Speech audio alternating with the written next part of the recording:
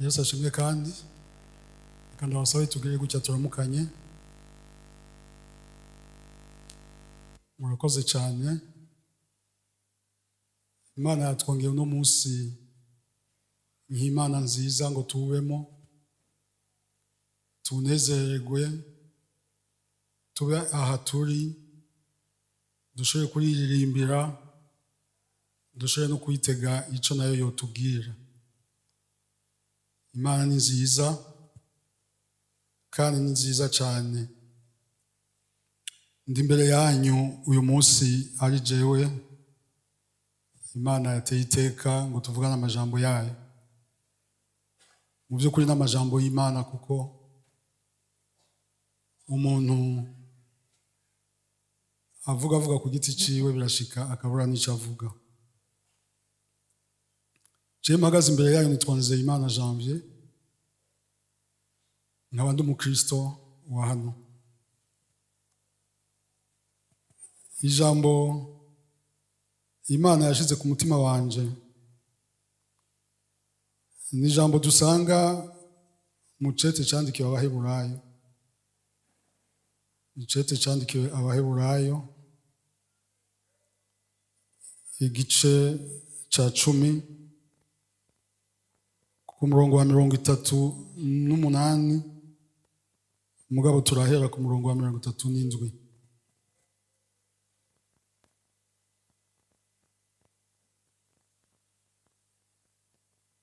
Imana ibahezagire. Ndabona mufise benshi bariko barasoma, ariko mugabo n'abatariko barasoma badafise aho basoma barakurikira turiko turasoma. Aravuga hati, kuko hasigaye igihe gito cyane, kandi uwugira aze azoza ntazoteba. 38. Ariko umugororotsi wanje azobeshaho no kwizera, naho niyonjorora ntazohimbara umutima wanje. Imana ishimwe cyane. Aya majambo turabona yuko kandi ahura n'amajambo y'abarenganye hano. Kumbura Imana imfashije turaza kuyasubiramo igihe biza gukunda. Ariko kandi iri jambo ry'Imana uriseranguye ukarikurikirana, urabona ko hariho igihe Abayuda nk'abantu bose bari bashikiriwe. Ndashima Imana, abakozi b'Imana baririmbye yuko Imana kuva muri Edeni ifise umugambi mwiza. Yesu ashimwe. Imana ifise umugambi mwiza. Atari umugambi mwiza aya majambo yo niyo yavuga. N'amajambo ameze nk'ayavuga irindi bakwe abantu baronse. Naho nyene aya majambo avugwa bwa mbere Habakuki ayavugishwa. Abayuda bari basamaye, Abayuda bari bataye Imana, Abayuda bari batakirondera Imana, Abayuda bari basigaye baja mu vyabo, nkuko twumvise abamama bavuga baririmba. Nkuko uyu munsi bimeze, tukurikira ivyacu, turondera ivyacu, kandi nivyo tutabironse usanga bitugora kubaho. Imana idufashe cyane. Mugabo muri uko kubirondera, muri uko kubibamo, isi katwereka ukuntu bigenda, ukuntu bikoreka, tukajamo, tukadwebera, tukajana n'isi. Mugabo tukisanga twagiye kure y'Imana. Ubugiraze. Ico gihe rero ijambo ribashikako, Imana yari yafashe ingingo uwagomba kuza yitwa umukozi w'Imana aje kubahana, aje kubagarukana, aje kubakubita akanywafu. Habakuki ari imbere y'Imana abaza Imana ati, Mana ubugiraze aje guhana ubu bwoko, mbega uravyemera ko nawe ari umunyabyaha? Imana itangira iganuke, iravuga iti umugororotsi wanje azobeshwaho no kwizera. Na ivyo byose byoshika, naho hoba urubanza ruko ruraciwe, umugororotsi wanje azobeshwaho no kwizera.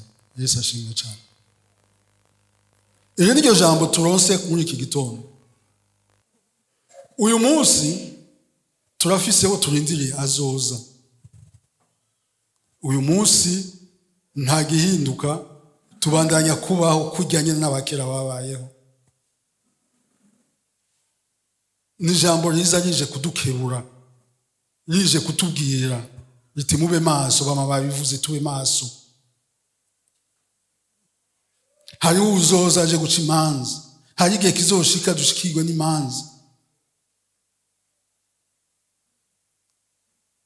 Kandi mu gihe cy'urubanza nta kindi kizoba kirondeko, kuko integuro Imana ifise nuko Imana igororoka kandi yera kandi ari umwizigirwa. Imana iragororoka, nta kantu na kamwe ko kugawa kuboneka muri yo. Kandi imaze kurema umuntu ikamurema mu ishusho yayo, yashaka ko asa n'Imana uko nyene, akaba ugororotse. Nico gituma n'ubu nyene mu nteguro y'Imana itegura ko abantu bazobana n'Imana canke babana n'Imana mu kubu no mu kazoza. Imana ibana n'abagororotse, ntiyabihinduye. Yesu ashimwe cyane. Imana ntiyahinduye namba. Imana ntiyahinduye, ibana n'abagororotse. Ndakundi yuko turiko turasenga, tubava tuja mu ikoraniro rya bera, umwanya wo gusangira. Kenshi barakunda gusenga ngo bagororotse. Mugabo urakwiye kubaza, mbega uri umugororotse? Mugano umugambi mwiza w'Imana, kuko umugambi w'Imana Imana irawukurikirana gushika iwushikije. Kuva muri Edeni umuntu yaratakaye aja kure y'Imana. Amaze kuja imbere kure y'Imana, Imana iramurondera. Imana irungika Kristo Yesu. Imana igumirondera umuntu, Imana irakurondera mwene data. Imana irandondera kugira mbane nayo. Imana irandondera ikakurondera no mukubu uyu munsi kugira ngo mbane n'Imana, ubane n'Imana. Mugabo uri umugororotsi, nanje ndi umugororotsi. Kuba umugororotsi rero ni ikintu kidasanzwe, ni ikintu gikomeye. Ni ikintu umuntu atiha. Ni uburyo bwo kubaho umuntu afise Imana imurondera ko muga atashobora kwiha, kuko vyaramunaniye. Kuko havuze kugororoka biba bigendana no kutemerwa, biba bigendana n'urubanza, biba bigendana n'ivyakunaniye, biba bigendana n'icaha.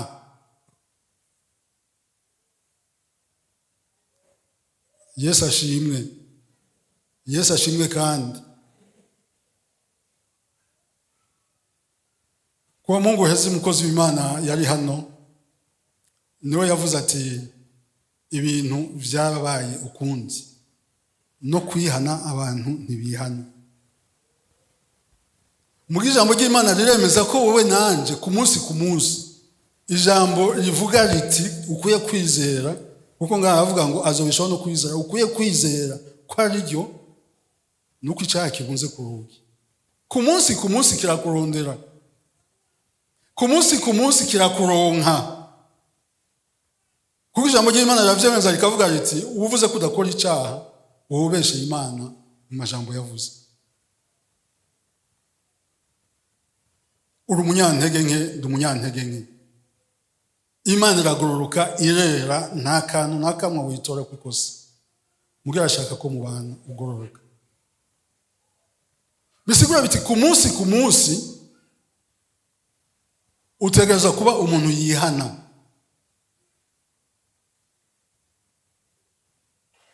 Apana kugenda turaramanza uko oye turi mu buntu butwita abagororotsi, tukamenga byose biradusaba kwama imisi yose tugaruka imbere y'Imana. Mana, wabibonye ibyo byose byananiye, wabonye ya mitego yose yanteze.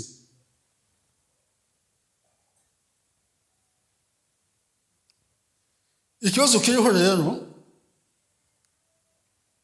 nuko imigenderanire yacu n'Imana ni imigenderanire twebwe turondera ko Imana ibitandukanye by'ubuzima bwa misi yose. Ni imigenderanire turondera Imana kuyisaba.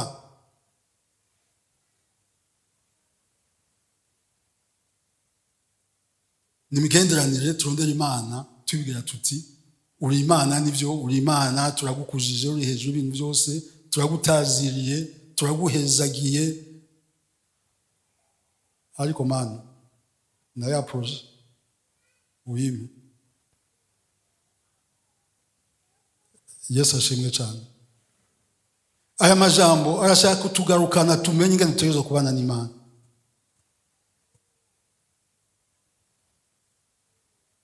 Atwibutsa yuko utari umugororotsi, udasaba imbabazi, utihana, icyagezo cy'icyaha kwigeza kure y'Imana kiteza kukwigiza kure y'Imana. Nawe witwa ko wegereye uri kurasenga, ariko icyaha wakoze kirakwigiza kure y'Imana. Kudasaba imbabazi kwawe kurakwigiza kure y'Imana.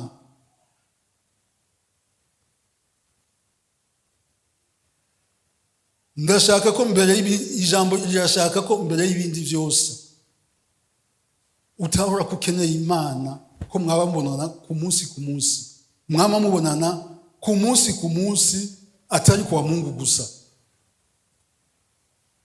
atari yo habaye ibibazo gusa. Iri jambo rero rije rivuga yuko ugutabagwa ko wagiye imbere y'Imana, ndabishira mu twatuzo nk'umugororotsi, ivyo bironka kuko wizeye. Ukugororoka rero nk'uko ijambo ry'Imana riko rivuga, nta kindi kizobiguretse kwizera.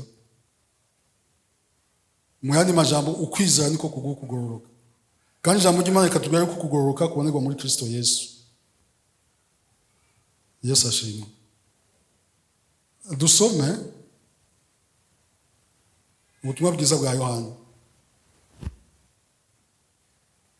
igice cya 14.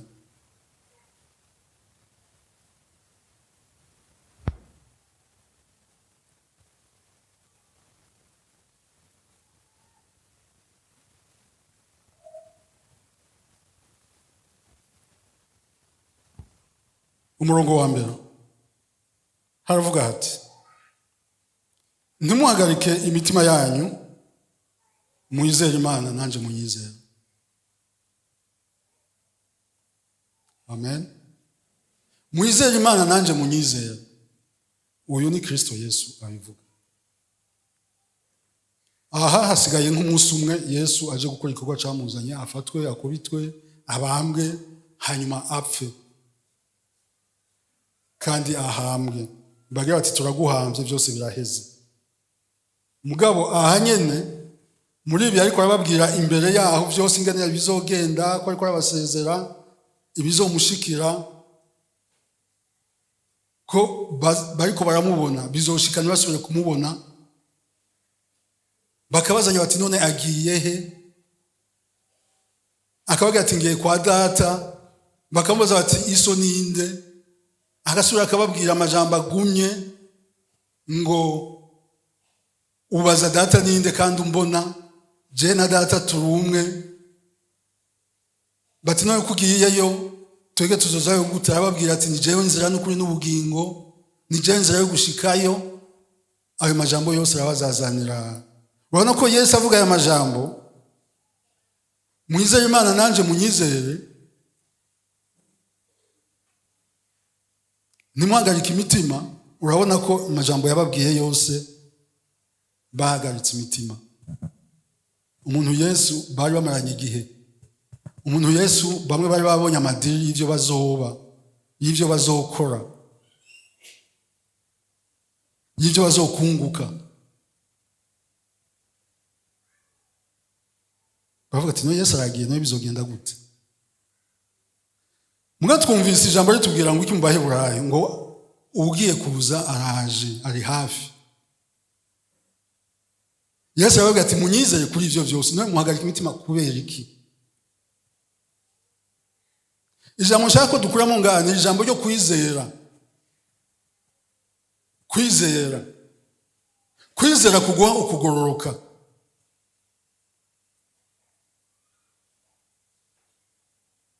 Uyu munsi yuvuze ukwizera, umuntu ashobora kwizera ivyo yumviriye. Ashobora kwizera icyo agomba cyose. Agiye kurondera isoko ryo kubaka, ndizeye ko bazorima rya soko. Kuko nije nanditse igiciro gito. Uko si ukwizera.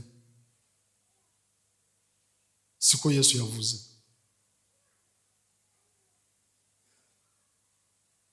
Ukwizera Yesu avuga ni ukwizera Imana. Ukizera Imana ni kuvuga wizera, ndashira mutwatuzo umuntu nico yavuze. Hano turi ku Mana, ni ukwizera Imana, ni ukwizera Kristo Yesu. Ko ari Imana nyene, Imana yamye, ko ari Imana ihoraho, ko ari Imana isumba vyose, ko ari Imana atakiriho gishobora kuyigwanya, ko ari Imana ifise ubushobozi, ko ari Imana y'ukuri, ko ari Imana atari ikigirwamana, ko ari Imana yamyeho kandi izokwamaho, ko ari Imana ufashe umugambi wo gukora ibyaha wizeye ko itakubona, iyo irakubona. Ico wari ukwiye kwizera ni ukwizera yuko ahubwo ijambo ry'Imana rivuga riti mbona hose kandi byose mu mwanya wose. Ntaco ushobora kunyegeza Imana. Ukwizera Yesu ariko aravuga ni ukwizera uwo Imana na Kristo Yesu, ukizera n'amajambo yiwe.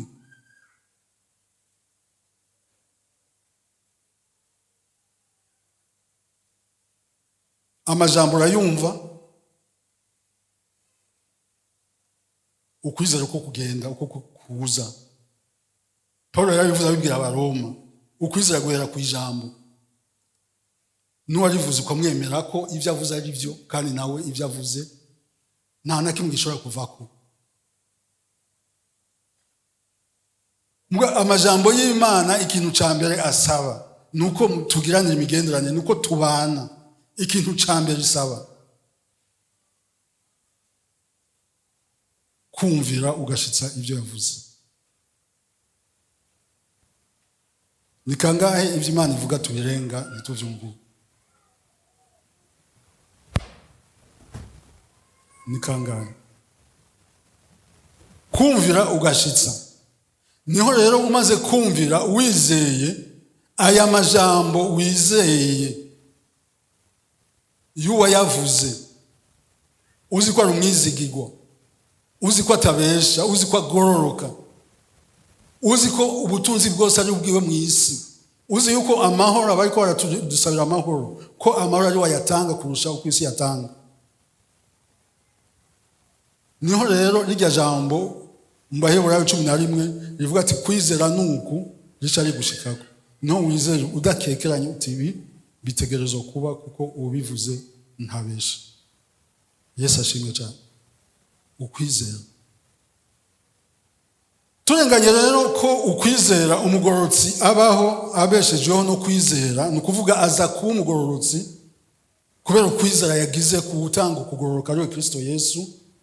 Aha rero muri aya majambo ati munyizere, mwizere n'Imana, n'amajambo yari yuganyemo ivyo vyose harimo no kugororoka. Ivyo kwizera kuguha, ibituma biza ukwizera kubonetse, si ukugororoka gusa, ni vyinshi cyane. Abanyefeso igice cya mbere haratubwira imihezagiro yo mu buryo bw'impwemu Imana itanga. Wagize iki wizeye? Imihezagiro mu buryo bw'impwemu. Icya mbere, uraba umugororotsi, uratsindanishirizwa ku byaha.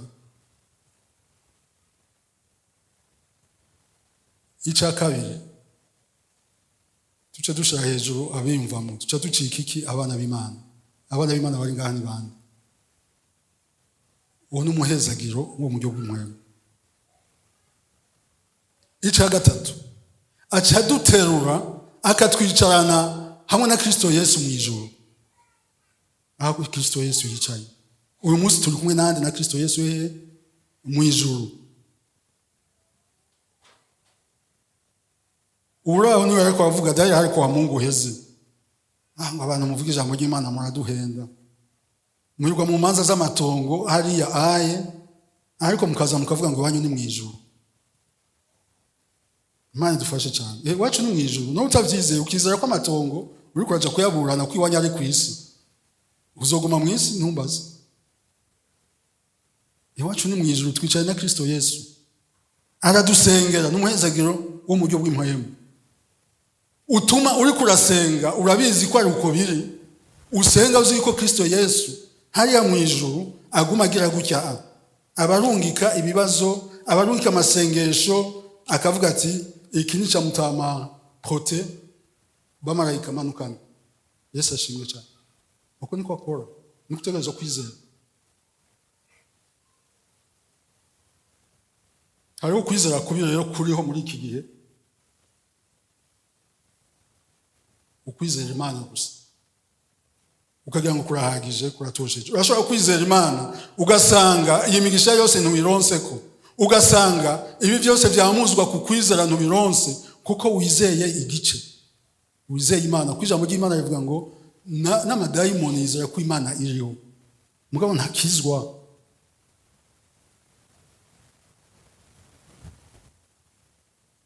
Hari abantu rero bagarukira ngaho ku kwizera bakizera Imana gusa bakagira ngo ibindi byose bica byizana. Nagomba ndakubwira mutegerezo gutera intambwe ukagira ukwizera gukuze. Ukagira ukwizera kudakekeranya. Ukagira ukwizera kutayumba yumba. Mbere none ko turiko turavuga ko twizera ijambo n'uwarivuze. Ryo warivuze. Tuzi yuko ari umwizigirwa. Amajambo wo wizera uyakura he?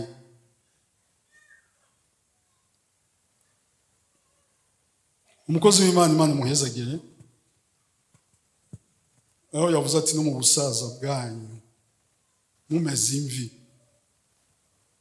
Yesu ashimwe. Nzobaheka. Murabona ko bamwe umugisha turiko turawinjiramo. Abatama bari hariya abandi baraha n'abandi baricaye. No mu busaza bwacu. Ivyo turavyizera kandi. Hari umama afise imyaka 102 uyu munsi. Ariko aragenda rwaragurika. Abamugwaje bati ho muze mu musengere.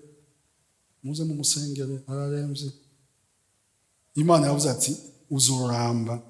No nigi uzo ofisi zo gushikana kumviza urengane nkiguhetse. Uwo mumama bagiye gusenga Imana yarababwira ati oya ntiyaragera. Nuko ari byo musezeraniye. Ko ari byo bavuganye. Yesu ashimwe cyane. Ukwizera. Tukwiye kugira ukwizera kutaregarega. Ukwizera kudakekeranya. Mariko 6:5.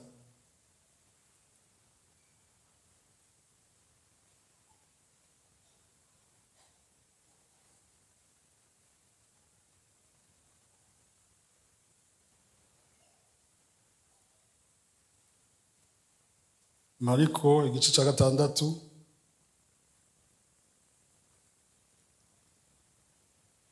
umurongo wa 5.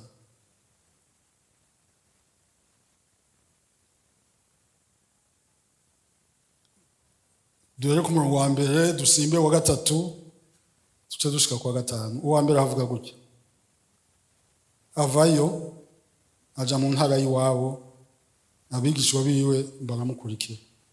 Uwo ni Kristo Yesu mu ntara y'iwabo. Gatatu: mbega si wa mubaji mwene Mariya, mwene nyina wa Yakobo na Yose na Yuda na Simoni?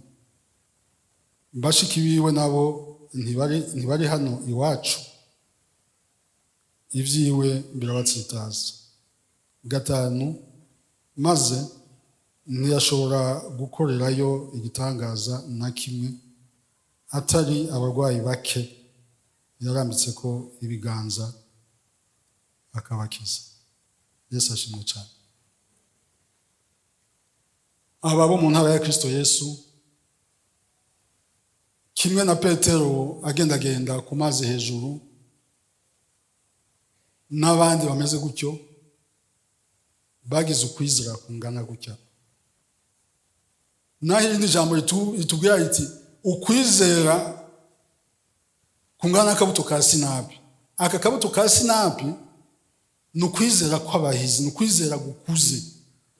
Ukwizera gukuze nawe kumva kangana gutya, karazana ibitangaza. Mugabo ntikangane gutya arako nyene, nikaba ko murwara arako nyene, nikaba ko murwara mugara ari kwizera gukwega ibitangaza, gukoresha Yesu agahaguruka. Ijambo ry'Imana riratubwira riti Yesu mu ntara y'iwabo yarahashitse, maze bamubonye abakuze kuri we bavuga ati usi wa mupeti, usi wa mwana twahora tubona. Aburunganwe bwiwe Yesu nawe nyene, wewe twaradukirana umupira. Imana idufashe cyane. Yesu umuraba gute? Ukwizera kwawe kungana gute? Uku kwizera kumeze gutya gusubirizwa nuko Imana na ikibazo coba ari kibazo cananiranye, Imana ntihinduka, iguma ari yayindi. Imana ntihinduka. Ubumana bwayo ntaho buja, igihe cyayo ikorera ntaho kija. Igihe kigeze izoseruka n'icyo kibazo cyawe kive mu nzira. Mugabo arashaka kugira ukwizera kutanyiganyiga, kudakekeranye, kutarimo uburyarya.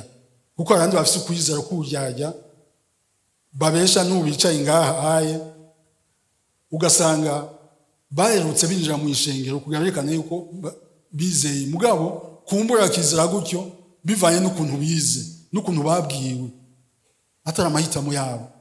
Birakwiye yuko twama tuzi imbere y'Imana, tuzi aho bariko barigisha ijambo ry'Imana, bikunde turonka amajambo adutera gutera intambwe no gushika mu vy'ukuri, ku vyamuzwa vyo kwizera, harimo no kwihana no guhinduka no guhindukira.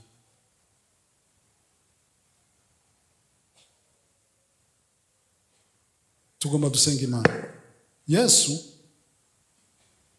iwabo yahaciye uko nyene, abarenzi nibazi.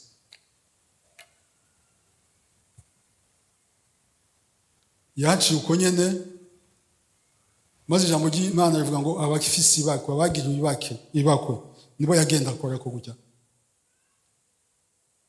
Suko atabishaka gukiza, suko atashaka gukora ibitangaza iwabo, mugabo bagize ukwizera guke. Uyu munsi hamwe no kugororoka kubonekera mu kwizera, kuronkeka mu kwizera, nashaka kukubwira kandi n'ubuzima tubamo, kuko tuba mu buzima budasanzwe. Yesu ashimwe cyane. Tuba mu buzima budasanzwe bene data. Reka nitize iryo jambo ryo mu Gifaransa. Tuba mu buzima surnaturel. Kuko ni Imana idasanzwe, idatahurika, iba mu budasanzwe. Niba nshobora gufungura uyu munsi ni mu budasanzwe na bironse. Niba mfise amagara meza, ejo nari kumwe n'abantu twakoranye,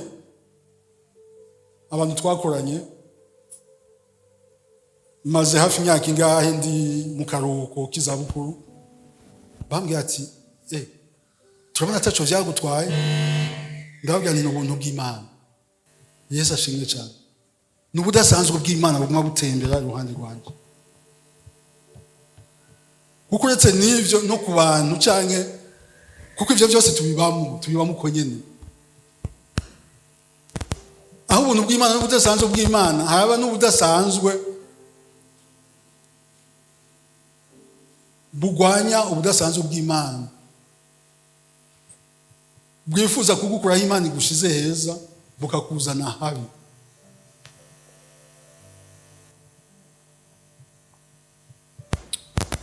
Uko wizera uyu munsi ngiyo jambo nshaka guhereza ko mu byaguruke abashaka ko gusenga abumva botera intambwe babiretegwa bazi batera intambwe. Muga ijambo mperukira ko ni rimwe, ni ijambo ry'uko ubuzima tubamo burabangikanye no kwizera kwacu. Urashobora kuba wizera ibinyoma bimwe byose duhora twumva biticakira, nukuri ntaho ndabona gucakira. Muga maze kubona niwumvira ibi nibi bizogukurikira kandi ukumvira naho twinyegeza inyuma y'ubuntu bw'Imana y'igihe cy'ubuntu turimo. Imana ntiyakwiye gukumvira. Oya, ntiyakwiye gukumvira. Ikintu yakuyeho nicagezwe nkuko twari dusanzwe tukizi, mugabo tukagishitsa cyatunye gushitsa mu mubiri, mugabo tugishitsa mu muhema. Ntucuja kwiba ngo nuko ari mu buntu, ntucuja gusambana, ntucuja muri ivyo vyose nuko uri mu buntu. Ariko ushitsa ukumvira kuko uri muri Kristo Yesu. Ndarangije. Amajambo y'Imana yampaye naya, ukuntu uri kurabaho, ukuntu tubaho birabangikanye no kwizera kwacu. Ijambo naryo rikavuga riti umugororotsi wanje azoshobora kuza. Ubugwayi butinyanka yavuze ati ndaza gukira, arabyizera akora kuri Yesu arakira.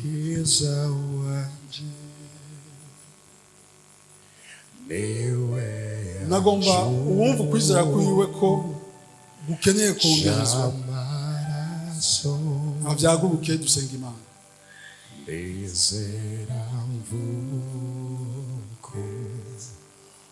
Uwumva akeneye ukwizera kwiwe ko gusengerwa, uwumva akeneye yuko akwiye gutera intambwe mu kwizera, maze ukwizera kwiwe kugakora gukora na Kristo Yesu,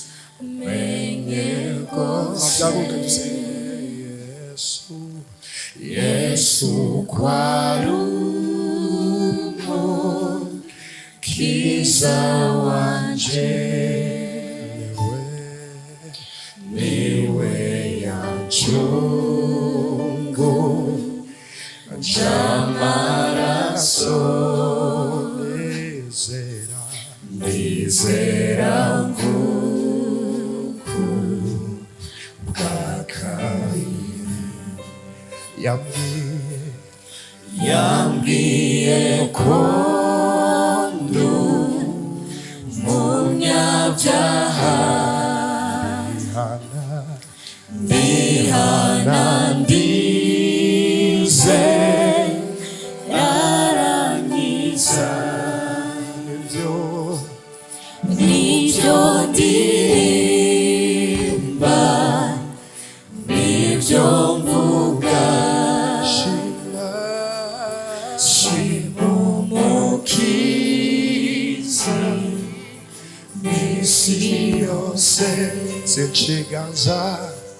sinchiganza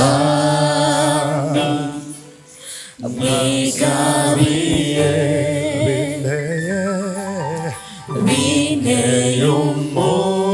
bineyumone zero mwisi muhaye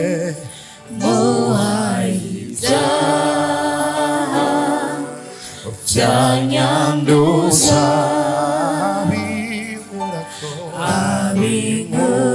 abimurako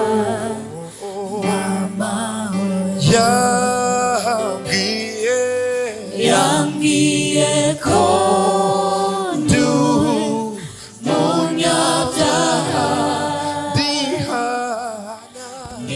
Yana